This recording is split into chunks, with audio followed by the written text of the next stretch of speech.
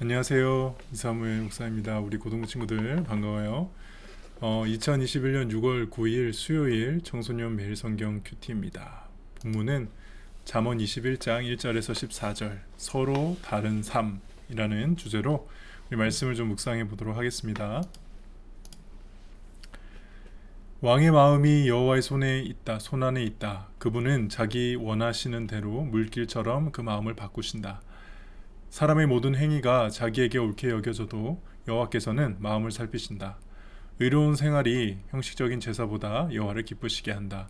거만한 두 눈과 교만한 마음, 악인의 형통한 것 등은 모두 하나님의 뜻에 어긋난다.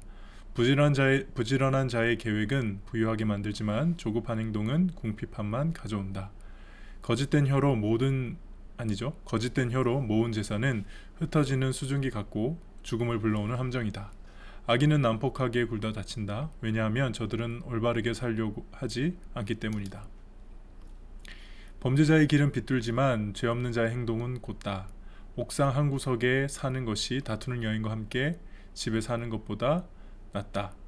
악인은 늘 범죄할 궁리를 하니 그 이유까지 무자비하게 희생시킨다. 거만한 자가 처벌을 당하면 미련한 자가 지혜를 얻고 지혜자가 교훈을 받으면 지식을 얻는다. 의로우신 분은 악인의 집을 주목하시고 악인을 멸망시키신다. 가난한 자의 부르짖음의 귀를 막으면 자기가 부르짖을 때에 응답을 받지 못할 것이다. 은밀하게 건네준 선물은 노를 풀게 하고 옷에 숨겨 전달된 뇌물은 화를 그치게 한다. 자, 먼저 1절과 2절 중 보시면은 마음이 여호와의 손에 있다. 마음을 바꾸신다. 여호와께서는 마음을 살피신다라고 하고 있죠. 성경이 강조하고 있는 이 하나님의 통치 영역은 이제 마음의 영역까지도 하나님은 사람의 마음도 하나님이 다스리고 있는 영역이다 이렇게 말씀합니다. 이런 걸 봤을 때 뭔가 우리가 꼭두각시 같고 우리가 하나님 앞에서 진정한 자유가 없는 것 같지만은 오히려 그 반대죠. 하나님이 보호하고 계셔서 진정한 자유가 있는 겁니다. CCTV가 있어서 오히려 더 안전한 것이지 CCTV가 없으면은 자유로운 것 같지만은 그것은 오히려 더 위험한 것이고 자유가 없는 것이죠. 그러니까 하나님께서 마음의 영역까지 다스려 주시기 때문에 사탄 마귀가 우리 마음을 틈타지 못하고 우리 마음 가운데서도 하나님을 의지함으로 이겨낼 수 있는 진정한 자유를 누리는 것이죠. 그러니까는 하나님께서 마음을 다스리고 계신다라는 것은 언제나 우리가 힘든 일이 있을 때, 우리 마음이 어려울 때 하나님 앞에 나아가서 그 다스림을 받음으로 더 자유를 누리게 되는, 그렇게 해석을 하는 게 맞습니다. 그리고 4절, 5절, 6절, 7절을 보시면은 악한 행동이 가지는 그런 어리석음들에 대해서 설명하고 있죠. 거만한 눈, 교만한 마음, 이렇게 조급한 행동들, 거짓된 혀, 그런 것들, 난폭하게 구는 것, 올바르게 살지 않는 것 설명하고 있는데, 특별히 이런 것들, 이렇게 악한 행동을 하지 말고 의로운 생활을 사는 것이 제사를 드리는 것보다도 하나님을 기쁘시게 하는 것이다, 이렇게 얘기하고 있죠. 4절에 보니까는 악인의 형통한 것 이야기하고 있는데, 이거 부러워하지 말라는 겁니다.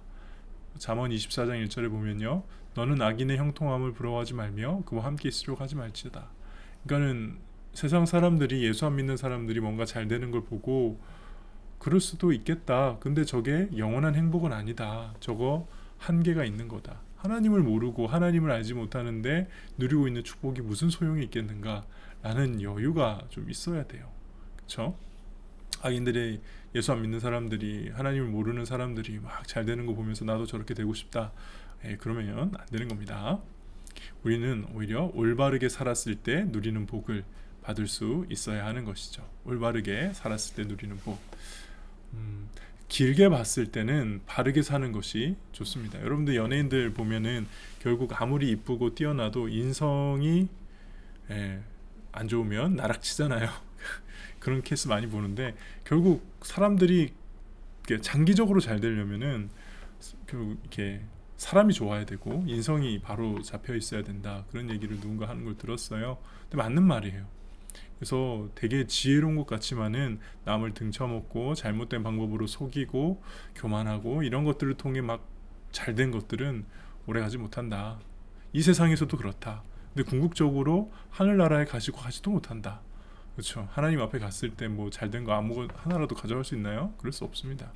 그러니까 악인들이 형통하는 거, 부러워하는 것보다 우리는 올바르게 살면서 누리는 복을 받을 준비가 돼야겠죠. 9절 보니까는 옥상 한 구석에 사는 것이 다투는 여인과 함께 집에 사는 것보다 낫다. 저는 이 구절 항상 인상 깊게 봤어요. 되게 어렸을 때도 이 구절을 보면서 참 재밌다. 왜냐하면 되게 딱 비교하고 있는 거죠. 옥상 한 구석에서 그냥 살고 있는 거, 혹은 다투지 않는 여인과 살고 있는 것이 다투는 아내 혹은 여인과 한 집에서 사는 것보다 낫다. 뭐 이런 거 되게 노골적으로 다투는 여인과 살지 다투는 남편도 마찬가지입니다. 그러니까는 근데 많은 사람들이 다투는 여인과 좋은 집에 사는 것을 선택하고 있는 시대인 것 같아요. 네, 그러니까 무슨 말이냐면은 이 사람의 인품이나 성격을 보고 나와 잘 맞는지를 보고 결정하는 게 아니라 외적인 조건만 보고 결혼을 선택하고 사람을 선택하는 거죠. 그래서 많은 사람들이 결혼을 잘못 선택하고 사는 시대라는 거 염두에 두고 한번 고민을 해보시면 좋을 것 같아요. 11절에 거만한 자가 처벌을 당하면 미련한 자가 지혜를 얻는다라고 했죠. 정말 지혜로운 사람은 다른 사람들의 실패를 통해서 배우는 법이죠. 그러니까 자신의 시행착오를 줄이는 겁니다. 13절에 가난한 자의 부르짖음의 길을 막으면 자기가 부르짖을 때에 응답받지 못할 것이다. 지금 내가 누리고 있는 복은 영원한 게 아니라는 거 잊지 마십시오. 베풀 수 있을 때 베푸는 것이 지혜입니다.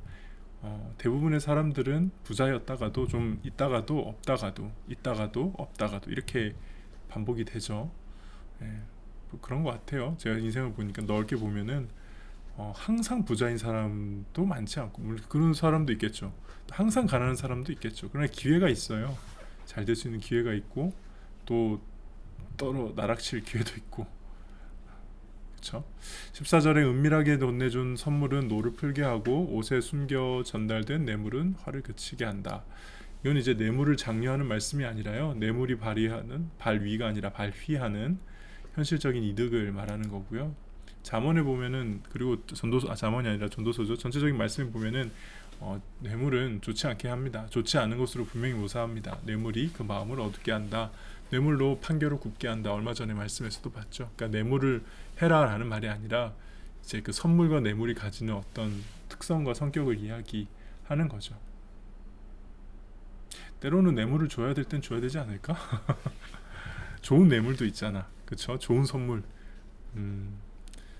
뭐가 있을까? 여러분들 교회 나오게 하려고 주는 문화상품권? 별로 좋은 뇌물이 아닌 것 같은데. 어쨌든 한번 같이 묵상해 봅시다. 이게 과연 무슨 말씀일까? 네, 오늘도 이렇게 말씀을 묵상했고요.